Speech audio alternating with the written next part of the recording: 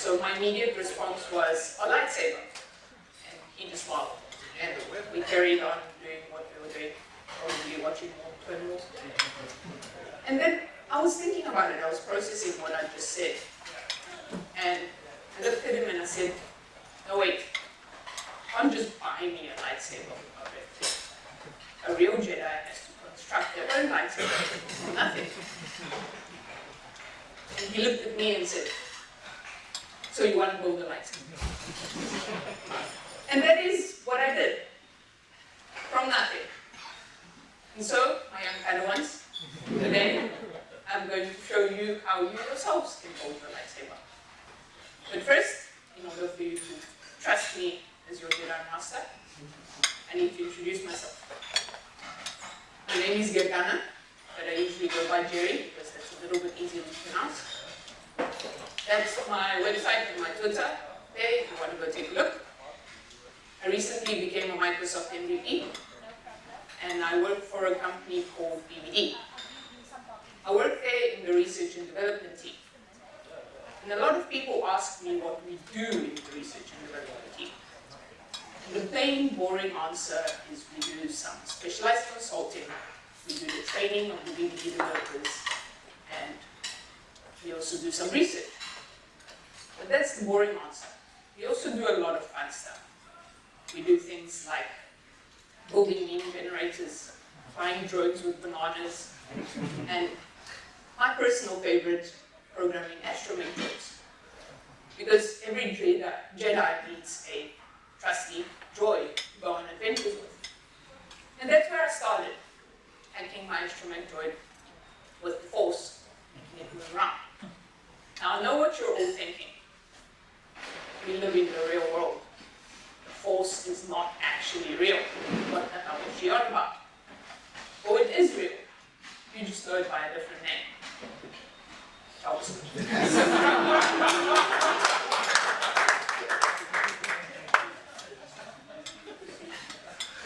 So lightsabers. Lucky for me, I have a very talented friend who 3D printed and painted the lightsaber hilt for me. This process that you're watching over here took approximately 3 days. And that does not include all of the reprints of parts that we had to do because we broke them or they were the wrong size. The model itself for the 3D print comes from a pre-design by a designer who actually created it as an advert for a 3D printer, to promote their 3D printer. The process you're watching right now took approximately 8 hours, I'm told. The lightsaber consists of 14 parts. Parts of it are hollow so that we could fit the kyber crystal inside. And it's modeled after Obi-Wan Kenobi's lightsaber.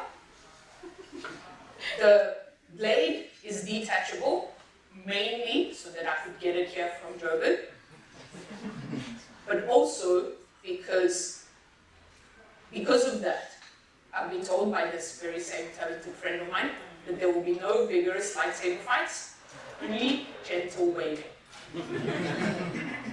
That's just for later if you want to come and see the lightsaber. Okay. That's what the final product looks like, the hilt at least. And because I wanted to be as cool as Rey in The Force Awakens, my lightsaber also has a screw holding it together.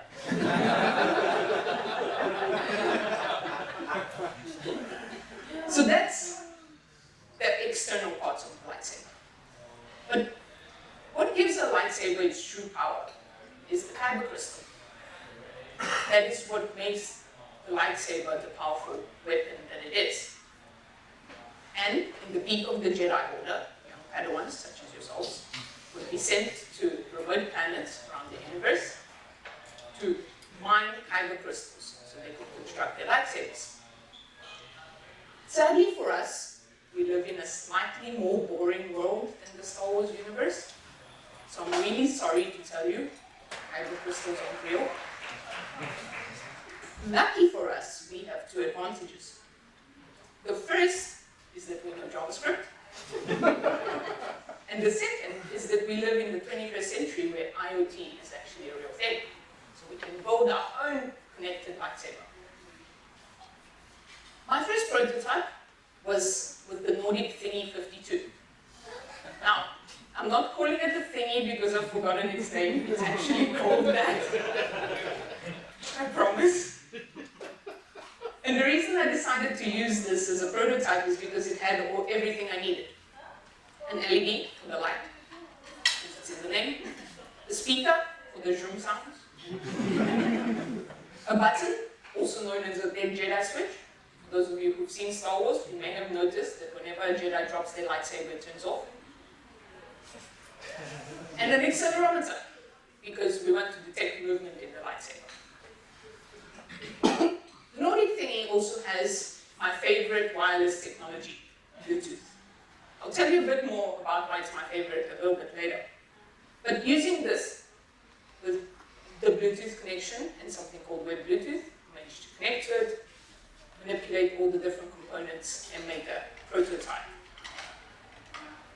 If you want to read more about that, you can go check out my Medium blog about it. But I had two problems, and the reason why this remained a prototype. The first one, the LED on the NORDIC Thingy is actually very small, so it's not very bright, so it wouldn't make our lightsaber shine the way it's supposed to. And the second, and block, do not fit inside that cylinder. So I had to move on, I had to find something else.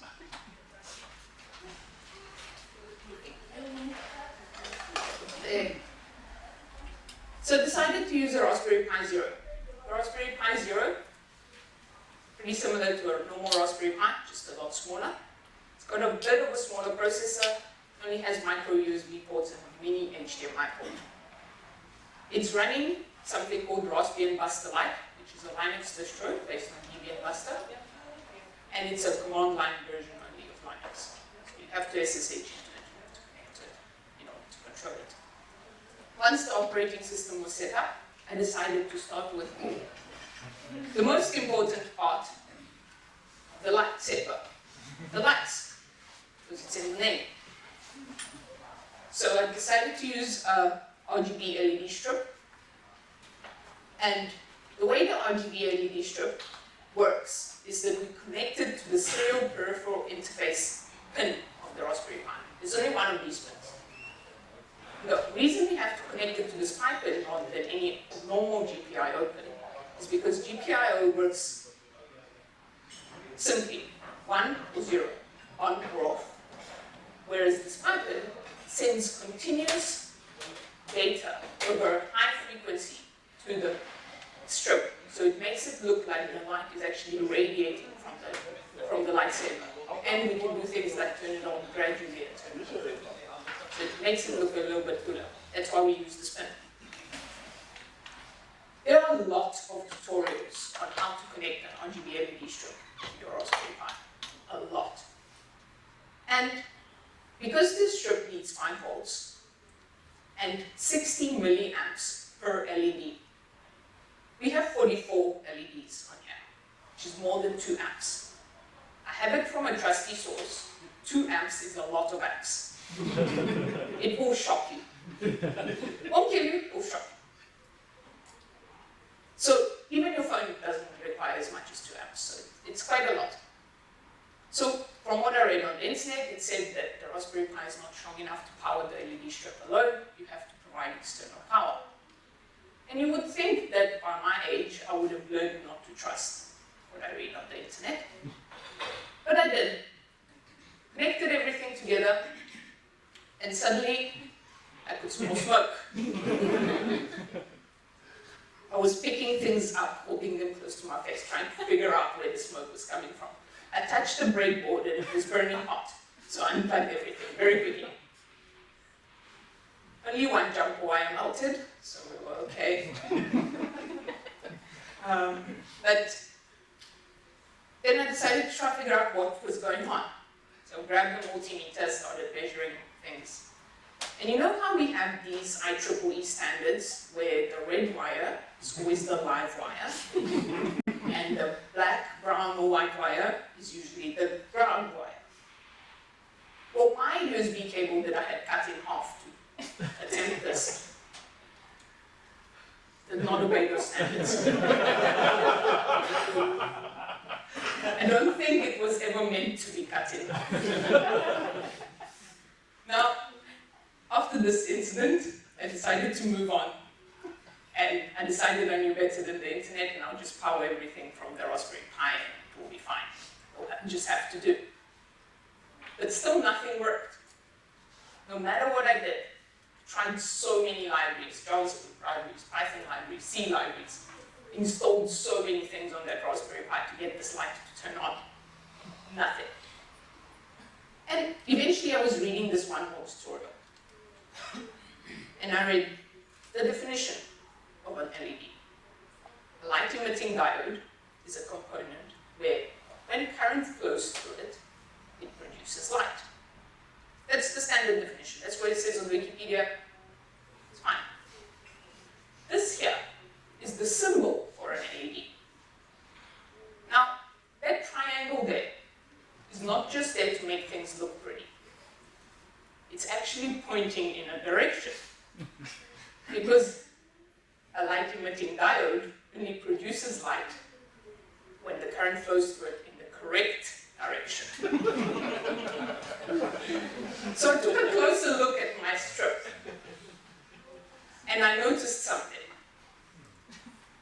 An arrow. And my wires were on the other end of that arrow. So I took it all apart, put it back together, and I finally had light. That took a couple of years.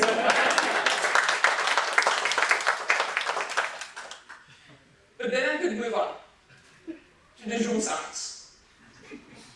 Now the Raspberry Pi Zero doesn't have its own headphones jack, so I had to get a sound card. This is what the sound card looks like. It's the exact same size as the Pi Zero itself, and plugs directly on top of it. Fits quite nicely. Has the same pins, so you can connect anything you want to it. It's quite easy. All you do is you install the drivers for the sound card, the sound works. The only thing I want you to remember here, and this is just for a little bit later, is that the way the sound on a Raspberry Pi works is it takes a normal GPI open and installs some software to convert that GPI open to a pulse width modulation pin. And that is what produces sound. You'll see why that's important later. But my sound was working. So I moved on to the button. I'll get Jedi switch. Now buttons are simple. Buttons connect to any of the GPI opens on the Raspberry Pi. And they're controlled with on or off, 1 or 0. When you push the button, the circuit is complete, therefore current can flow. When you release the button, the circuit is incomplete, current cannot no longer flow. Most of the GPIO libraries only listen for that. When you implement them, they just listen as to whether there is current flowing or there isn't. All of those green pins that you can see on there, they're all GPIO pins. You can use all of them for a button. Except not exactly all of them. Because, if you remember what I said just now, the PWM pin is also a GPIO pin. So, if you happen to use the PWM pin, or a pin like it, not all of them are marked on the Raspberry Pi, then when you install your GPIO library and start using it for your button, your sound breaks. Because the GPIO library takes over that pin, and the sound can no longer work because it's no longer a PWM pin. So that took another day or two of my life. But I did have a button. And the last bit is the accelerometer. Now this one was super easy. This is what it looks like. And you have to connect it to the integrated circuit bus. There's only 2 of those pins. Those pinkish, purplish ones at the top there, you can't mess this one up. They're labeled very well, and they're labeled on the accelerometer too. You just need to connect them. This one was really easy. Now that we had our whole thing put together, we could move on to the actual connectivity. So it would be a boring lightsaber if it all just work there, right? We need some IoT. I decided to use Bluetooth. Bluetooth is my favorite wireless technology. For a few reasons. The first one is because I know enough unfortunate amount about it, so I find it quite easy to work with. And the second is because it's so imperfect. It's not like Wi-Fi. Wi-Fi just works. Bluetooth is damaged. You have days where your Bluetooth devices will be working when you're 3 rooms away, and the next day you'll be standing right next to your computer and it won't be working. So that's why it's my favorite technology. But now I need to share with you some of the things about how Bluetooth works, so we can have a look at how this lightsaber works. Firstly, there's 2 types of Bluetooth devices, central and peripheral. A central Bluetooth device is something like a computer or a phone. This is the main device in the Bluetooth connection. It's the device that initiates the connection. It scans for other devices. It initiates the communication between the 2 devices. And the other is the peripheral device. In our case, this is the lightsaber. In other cases, it will be things like your Bluetooth headphones, for example, or heart rate monitor, whatever it may be. Connections on Bluetooth only work from central to peripheral, and the peripheral device is kind of the dumb device in the relationship. It can't initiate connections to other things. It just waits for something to connect to it, and then starts receiving and sending data.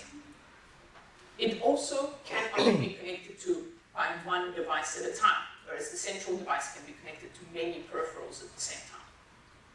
So what we're building is a peripheral device. And our peripheral device has to have a GAT profile. The generic attributes GAT stands for is the profile that defines, it's a hierarchical data structure that defines how the device can be connected to, what kind of information it can receive, what kind of information it will send. This profile, I'm going to keep doing that, I'm going to stand on this side. This profile consists of 1 or more services, and the services are the behaviors of the device.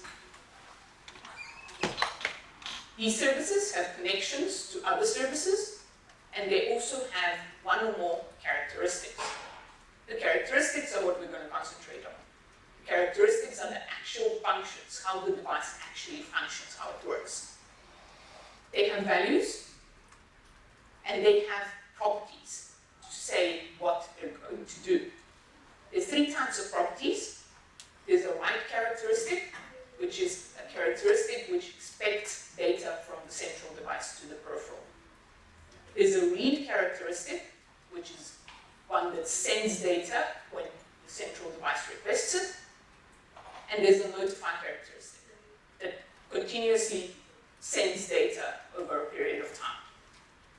One thing that's interesting about the notify characteristic with Bluetooth compared to other wireless technologies is that it won't send data unless there's something that has requested that data first. So it won't just broadcast the data out there for anyone who's listening to Bluetooth, to some Bluetooth signal. It will only send it to the central device that's connected to it, if there is a central device connected to it.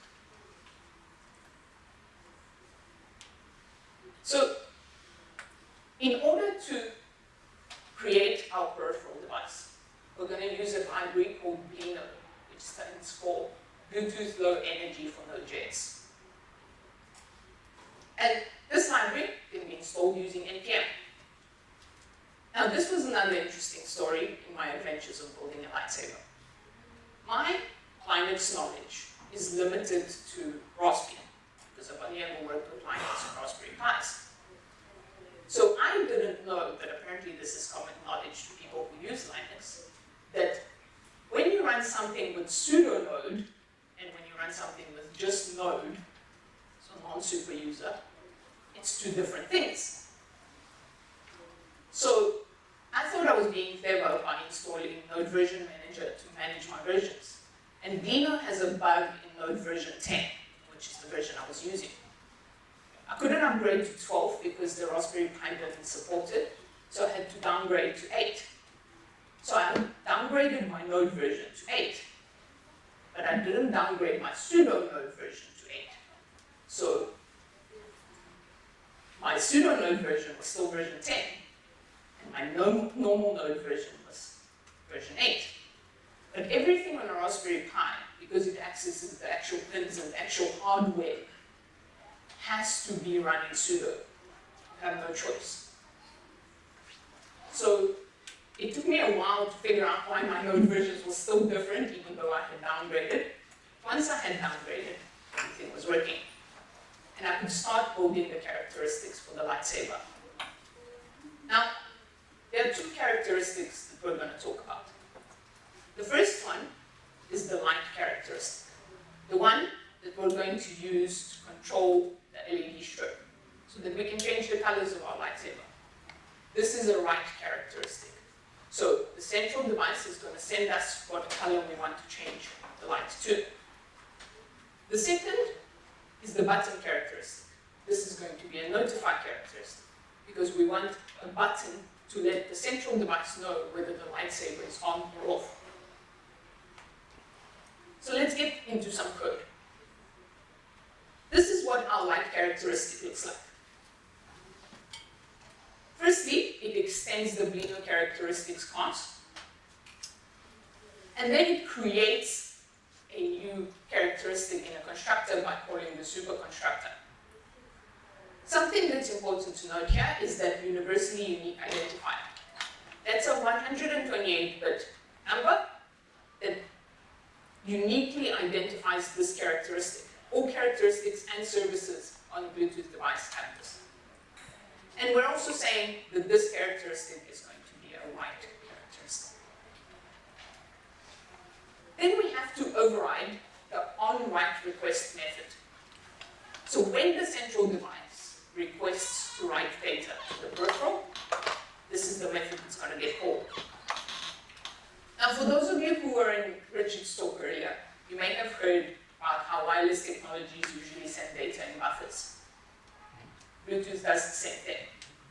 So the data gets sent between the two devices in an array buffer, and we have to read that out using some JavaScript. We're reading it into an unsigned integer array because we're getting the 3 values for the color of the lightsaber, red, green, and blue, which will be a value between 0 and 255. Once we read that out, we can turn the light on to that color. The last thing we need to do is provide a callback to the central device to let it know that we're done with this instruction. Whether it was successful or not, we provide a different result.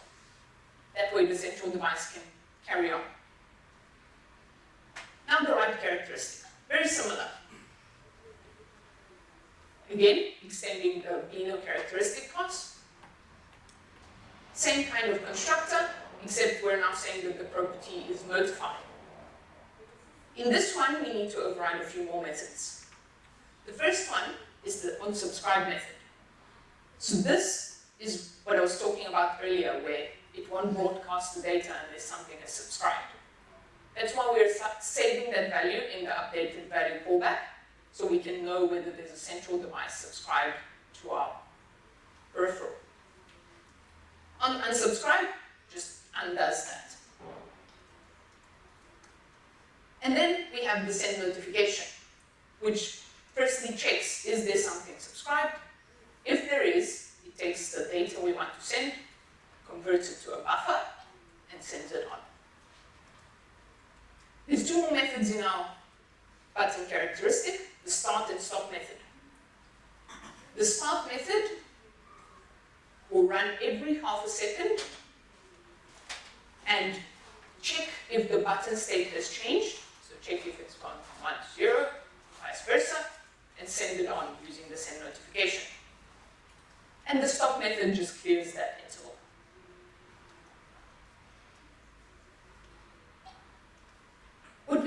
do next is wrap these two characteristics that we have in a service, because they have to be inside a service. Now, at this point in time, you have a choice. You can make services for every characteristic, but the way Bluetooth devices usually work is that the services that are created are groupings of characteristics that are similar. So for our case, where we're making two characteristics that are both GPIO related, we can group them in one service. So we first initialize all of our characteristics, and I know that we only talked about two, but there's a reason the third one is called surprise. And then we start the notify characteristic so that it starts up straight away. Then we have to listen to two events. The first event is the state changed event. If the state that has changed is powered on, so the device has started up, Bluetooth is turned on, everything's working, this is the event that gets called. Then we actually start advertising. And we name our Bluetooth device. Our Bluetooth device is called Lightsaber. Put any name you want in there. And we say that our Bluetooth device has this one primary service. It's the only service that it has. If the state is anything else besides turned on, then switch everything off. Stop advertising, stop the button, clear up, clean up everything. And the next event we have to listen to is the advertising start event. So that start advertising will produce this event.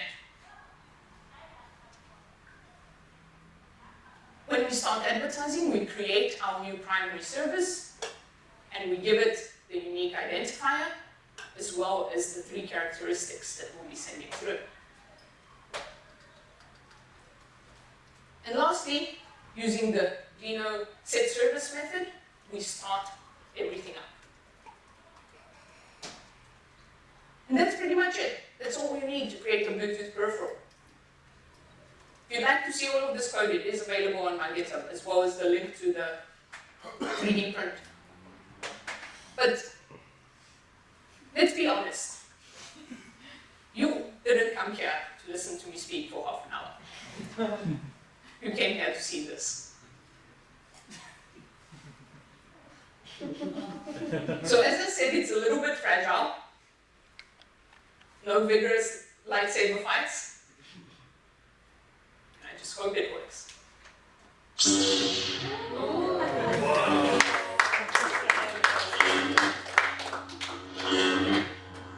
Okay.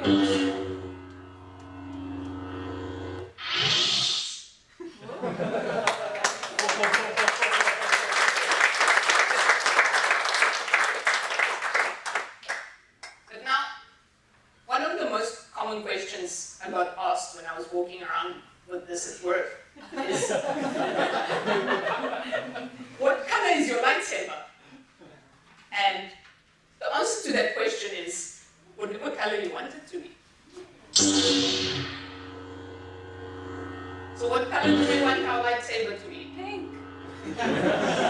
Pink.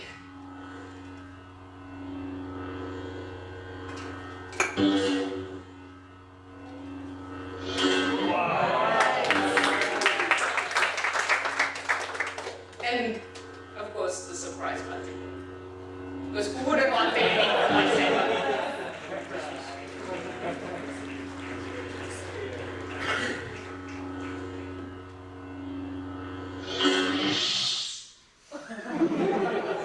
Thank you very much. Does anyone have any questions?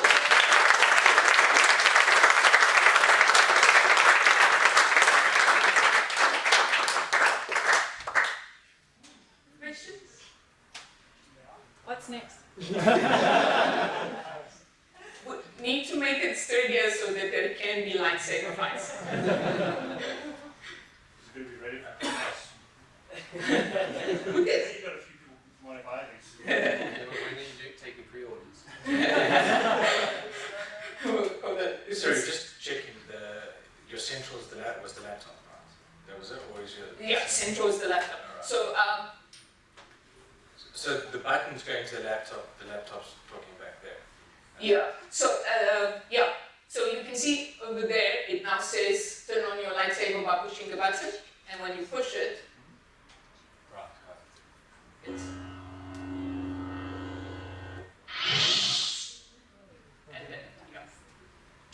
and then yeah. So that's the button characteristic, and the light is the one where we send through the color.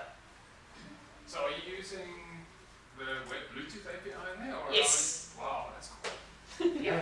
So you get you can check out the code for the website and a few of my other talks that are web Bluetooth related. Yeah, but the website is itself is very simple. It's just a static HTML page, but the JavaScript in the back is the web Bluetooth. If you were a Jedi, what color would your saber be? Purple. Because Samuel L. Jackson. And also purple is Oh, I have to ask you questions because I have prizes to give away. But you can ask first. You're using Bluetooth, but I see there's a cable connected to the Lightsaber. Oh, this is power. Because we couldn't fit this inside there. For now. For now, yes. And then the other one is the sound, so that the sound can play over the speakers. Okay. Yeah. Why don't you go Bluetooth for that as well? Next phase. Actually, as a next phase, I also want to make it so that it posts data to the cloud, because we want to hang it up in our lab at work, and I want to make it so that every time someone opens the lab doors, it turns on. Just last question. You said you're using the accelerometers for the sound effects. Yeah. Can you post that to the cloud as well with Bluetooth, so that you can know the orientation of the accelerometer at the moment? Probably. Yeah. Maybe. Next steps. Next week. Yeah. Cool. I'll try that. Anyone else? This one there. Sorry, you just got there.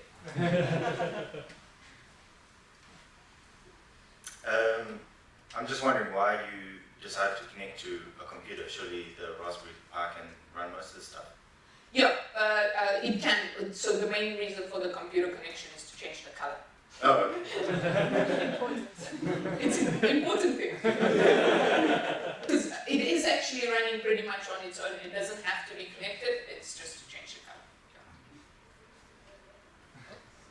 Tell me, in terms of power, like, why do you opt for a battery, like a small battery? Is that even possible? It is possible. So the problem is how long it would last. Okay. So the Pi itself needs 5 volts. So you don't need a very big battery. It's just how long it will last. And I thought this will last a while. You have to get through the battle. I need, one of my colleagues was saying I need a tool belt so I can hang power bank on the side. I know this is irrelevant, but you get those battery banks that are tubes. You want to sort of fit that. Yeah, that would probably work, yeah. There are lots of wires in this cylinder though. Make a bigger one, get on that mic. Anyone else? Yes. You said you wanted this for your birthday. Did you get it for your birthday? No, it was actually only finished on like Tuesday. And my birthday was like a month ago. We were cutting it close. I didn't specify which birthday. With regards to the 3D machine, like in terms of design, like the program of that, like how do you go about that? So the design we got, we downloaded, and then you, there's instructions on the thing. If you check out my GitHub profile, I have the link for the instructions that we got. So we use that, and yeah, and you can ask mine about that. Because I didn't do that part. I just did the inside.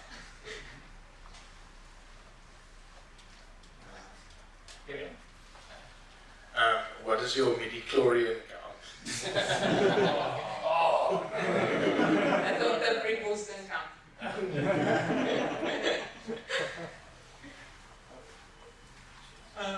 Wait, so I have to ask some questions because I have prizes to give away.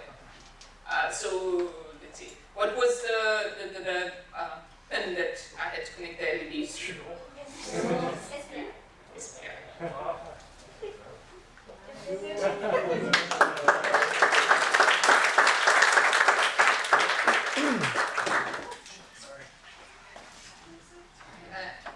And what about the sound?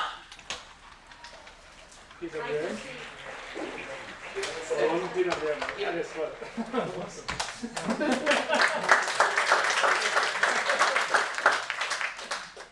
Sorry, the hardware questions are the hard. Any other questions?